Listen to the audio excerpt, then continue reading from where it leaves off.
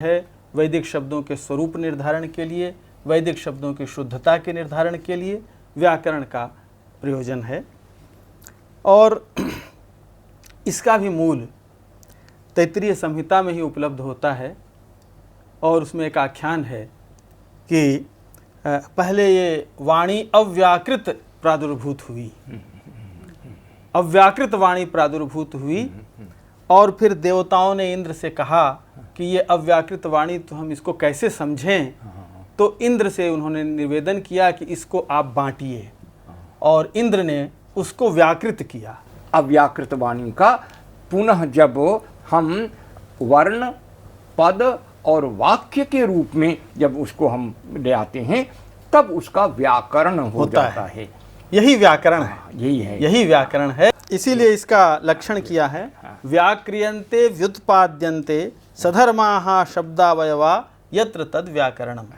जहाँ हम उन शब्दावयवों को और उनके धर्म के निरूपण के साथ हम उसका व्युत्पादन करते हैं, पृथक पृथक करके उसका स्वरूपावबोधन कराते हैं, उनका अर्थावबोधन में सहायता प्रदान करते हैं, वो है व्याकरण। और इसीलिए आचार्य पतंजलि ने इस व्याकरण का मूल चत्वारि श्रृंगा त्रयो अस्य पादा द्वे शीर्षे सप्तहस्तासु अस्य त्रिधा बद्धो वृषभो रवीति महोदेयो मर्त्याम आविवेश। ये उस महता देवेन न साम्यम यथा स्यात् तथा अध्येयम व्याकरणम। उस महादेव के साथ हमारा ऐक्य कैसे हो जाए। साम्य का अर्थ है यहाँ पर ऐक्य।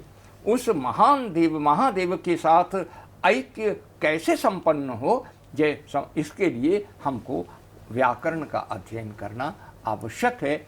इस व्याकरण शास्त्र के मूल उत्स ब्राह्मण ग्रंथों में मिलते हैं, उपनिषदों में भी हैं, प्रातिशाख्यों में भी हैं।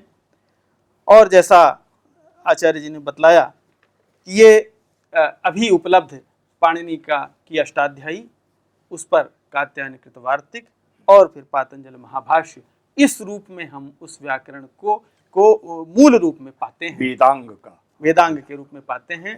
यद्यपि जैमिनी ने 64 व्याकरण आचार्यों का प्राय निर्देश किया है, लेकिन वर्तमान में यही पाणिनि जो है वो सबसे महत्वपूर्ण है। प्राचीन उल्लेखों में 9 और व्याकरणों का उल्लेख है। ऐन्द्रम, चांद्रम, काशकृत्स्नम, कौमारम, शाकटायनम, सारस्वतम, चापिशलम, शाकलम, पाणिनीयकम। लेकिन अभी जो पाणिनीय व्याकरण है वही हमारे सब वेदांग व्याकरण के रूप में मान्य है। और वो भी उसके में भी जो व्याकरण के प्रयोजनों में भी जो जितने प्रयोजन है वो वेद की रक्षा के लिए हैं। रक्षोहागम लघु संदेहा प्रयोजनम, इनमें सब में उदाहरण सबसे पहले वेद की रक्षा, उसमें आगम, उसमें ऊह इत्यादि सारे उदाहरण वैदिक ही हैं। तो मूलतः वो व्याकरण वेद के लिए है और आनुषंगिक रूप से सारे सृष्टि प्रपंच का वाग विलास का वो उपदेश करता है। इसीलिए महाभाष्यकार कहते हैं अथ शब्दानुशासनं क्रियते केषां शब्दानां लौकिकानां वैदिकानां च। लौकिकास्तावत् गौः, अश्वः, पुरुषो, हस्ती, शकुनिः, मृगो, ब्राह्मणः। वैदिकाः खल्वपि शन्नो देवीरभिषये इषेत्वा ऊर्जित्वा। अब व्याकरण तो वेद से लोक तक की यात्रा है। व्याकरण तो इस प्रकार शास्त्र से लोक प्रामाण्य को जोड़ देने वाला ऐसा वेदांग है। तो शास्त्र से लोक कहीं पर अलग नहीं होता। तो महाभाष्यकार ने सब कह दिया है।